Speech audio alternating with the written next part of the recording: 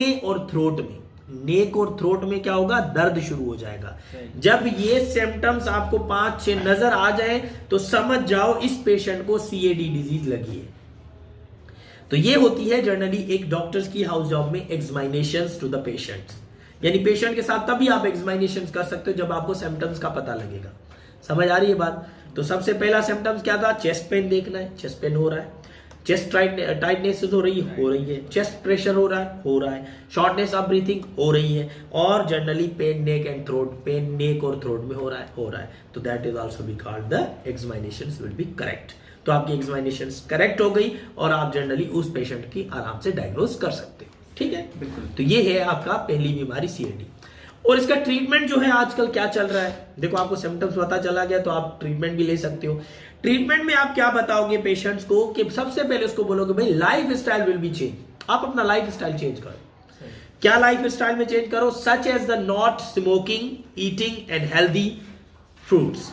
यानी उसको सबसे पहले आपने ये राय देनी है कि भाई सबसे पहले अपनी लाइफ स्टाइल चेंज करो, और लाइफ स्टाइल चेंज करने के बाद हेल्दी खाना खाओ और स्मोकिंग को छोड़ दो, क्योंकि ये अक्सर बीमारी उनको होती है जो स्मोकिंग करते हैं, यानी ये अक्सर उनको होती है जो टेंशन में ज्यादा होते हैं। ठीक है, तो लाइफ स्टाइल उनका चेंज करवाओ, उनको बोलो भाई अच्छी अच्छी जगहों में जाओ जहाँ ऑक्सीजन की लेवल ज्यादा हो, ऑक्सीजन की जो मिकदार हो ज्यादा हो, वहां पर आप जाओ और खुली फिजाओं में आप अपनी सांस लो। That means the lifestyle change. ये पहला ट्रीटमेंट आप दे सकते हो एज अ रिहेबिलिटेट।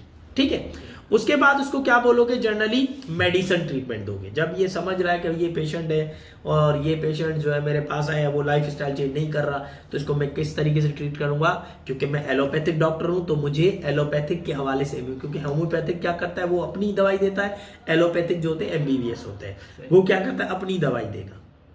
तो हम क्या करेंगे, एलोपैथिक के हवाले से मेडिसिन जो है ना अप्लाई करेंगे उसके ऊपर। तो मेडिसिन उसकी क्या है, इस सीएडी डिजीज की जो मेडिसिन है हमारे पास वो जनरली तौर पे सबसे पहले आप उसको कैलेस्ट्रोल की मेडिसिन लिख के दे दोगे, क्योंकि जब कैलेस्ट्रोल हाई होता है तभी ये बीमारी होती है। तो फीफॉल्वेट हो गया, दूसरी सी हो गई, बहुत सारी मेडिसिन है। हाँ, तो ये क्या करते हैं, कैलेस्ट्रोल को मेंटेन करती है। तो फीफॉल्वेट दे दिया, दूसरी मेडिसिन दे दी जनरली तौर पे, और उसके बाद आप उसको दोगे रेजुलेप।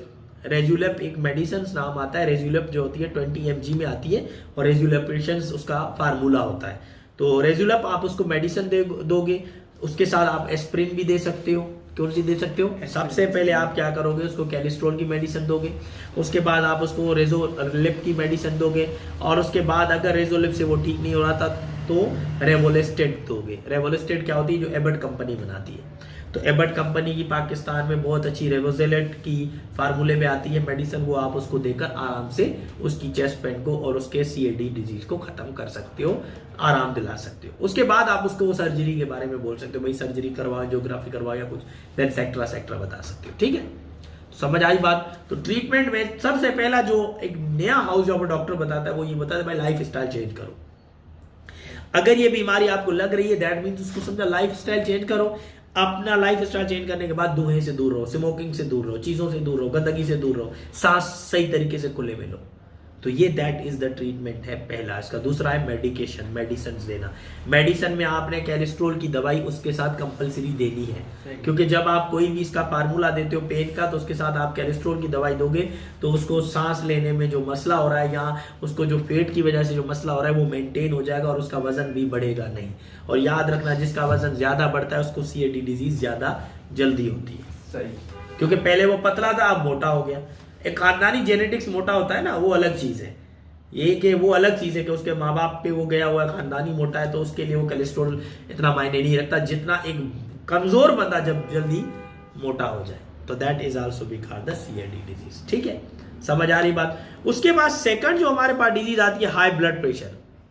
देखो आप पाकिस्तान में बैठे हो तो पाकिस्तान के हर शहर में आप जाओगे तो ब्लड प्रेशर के पेशेंट आपको जरूर मिलेंगे जिनका बीपी हमेशा हाई होता है। लो के तो आप समझो ट्रीटमेंट दे सकते हो, उसको साल्ट खिला दिया, एनीथिंग सेक्ट्रा खिला दी, कोई चीजें भी खिला दी, वो ठीक हो जाता है। पर हाई ब्लड प्रेशर को आप कैसे ठीक करोगे, उसको कैसे डायग्नोज करोगे? मेरे पास अगर पेशेंट आता है वो बोलता है भाई मेरा बीपी हाई है, तो उसकी पल्स रेशियो भी हाई है, तो मैं उसको कैसे ट्रीट करूंगा? तो उसके लिए सबसे पहले आपको हाई ब्लड प्रेशर के बारे में पता होना चाहिए कि हाई ब्लड प्रेशर में क्या होता है। High blood pressure is also known as the hypertension, is that condition in which impact the blood against arteries with the too high। जहन में याद रखना, हाई ब्लड प्रेशर क्या होता है, ये आपकी हाइपरटेंशन होती है, यानी high blood pressure also known is called hypertension. यानी जब आप टेंशन ज्यादा लेते हो तो आपको ये बीमारी लगती है, और इस बीमारी से लगने से क्या होता है कि आपकी बॉडी की जो दिल की कंडीशन होती है वो क्या हो जाती है, आपके ब्लड के अगेंस्ट हो जाती है। दिल की कंडीशन क्या होती है, आपके ब्लड के अगेंस्ट हो जाती है। अगेंस्ट होने के बाद आपके अंदर जो आर्टरीज होती है, उन आर्टरीज के अंदर ब्लड जो होता है हाई होता है, हाई फ्लो मारता है, हाई जोर मारता है।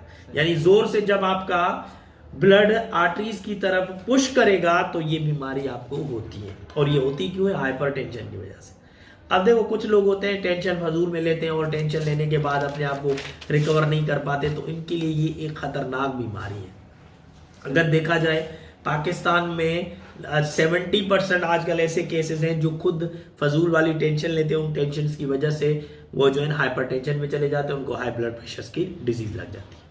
तो इससे बचने के लिए, इसको ट्रीटमेंट करने के लिए भी आपके पास जब पेशेंट आएगा तो आपको उसको प्रॉपर डायग्नोस करना है। तो सबसे पहले आपने क्या करना है, पेशेंट से डिस्कस करनी है, उससे सिम्टम्स पूछने, ठीक है। तो सबसे पहले आप क्या बोलोगे, सिम्टम्स पूछोगे, देखोगे, उससे पूछोगे कि आपको हार्ट में हेडेक या आपके दिल में कोई दर्द तो नहीं हो रहा, उसको बोले हेडेक, सर में आधे में दर्द हो रहा है, यानी ये वाला ऐसे, इस वाले ऐसे में दर्द हो रहा है, वो बोलेगा सर में तो बहुत दर्द हो रहा है, सर भारी हो रहा है, आंखें बंद हो रही है। उसके बाद चेस्ट पेन हो रहा है, बिल्कुल हो रहा है, चेस्ट पेन हो रहा है, तो दैट मींस समझ जाओ कि one symptom is the headache, second symptom is the chest. और उसके बाद उससे पूछना डिफिकल्टी ऑन द ब्रीथिंग, उसके सांस लेने में कोई उसको डिफिकल्टी तो नहीं हो रही, सांस लेने में उसको कोई मतलब मसला तो नहीं हो रहा। अब उसको आप क्या करोगे, हार्ट बीट से चेक करोगे, और उसका हार्ट बीट चेक करने के बाद आप क्या करोगे, उसको पता लगाओगे बिल्कुल इसको सांस लेने में बहुत सारी तकलीफ हो रही है। That is also we call the symptoms of high blood pressure, ठीक है। उसके बाद उसको पूछोगे नोजिया, उसको देखो पेशेंट को नोजिया तो नहीं हो रहा। अगर पेशेंट को नोजिया हो रहा है दैट मीन्स वोमेंटिंग हो रही है। नोजिया समझते हो, दिल मतली, नोजिया मतलब दिल मतली होना, और वोमेंटिंग यानी उल्टी होना। देखो ये पेशेंट के अंदर नजर आ रहा है, नोजिया भी हो रहा है, वोमेंटिंग भी हो रहा है, तो समझ जाओ कि ये इसके अंदर हाई ब्लड प्रेशर की डिजीज हो रही है। उसके बाद आखिरी पॉइंट में आती है कि 6 नंबर में उसकी एंजाइटी चेक करो, वो एंजाइटी तो नहीं जा रहा, खौफ में तो नहीं जा रहा, बार बार एंजाइटी में तो नहीं जा रहा। जब एंजाइटी इसको हो रही है तो समझ जाओ कि ये इसको बीमारी लगी। नोजिया, नोज ब्लड, कभी कभी देखा है दोपहर के टाइम में किसी से नाक से ब्लड निकलता है, तो ये भी हाई ब्लड प्रेशर की वजह से होता है। जब भी कोई पेशेंट आपको देखे जिसका ब्लड नाक से निकल रहा है या उसकी ब्लडिंग हो रही है, तो समझ जाओ इसका बीपी हाई हो गया, इसने कोई ऐसी टेंशन नहीं है जो इसके सर पे बार बार घूम रही है। तो दैट इज, उसको हम इस कैटेगरी में रखेंगे, इसका ब्लड प्रेशर चेक करो हाई तो नहीं है। जब ब्लड प्रेशर हाई होता है तभी नोजी ब्लीडिंग होती है, यानी कि नाक से खून निकलना शुरू हो जाता है। और उसके बाद abnormality heat, abnormality heart rhythm, दिल के रिदम में, दिल के धड़कन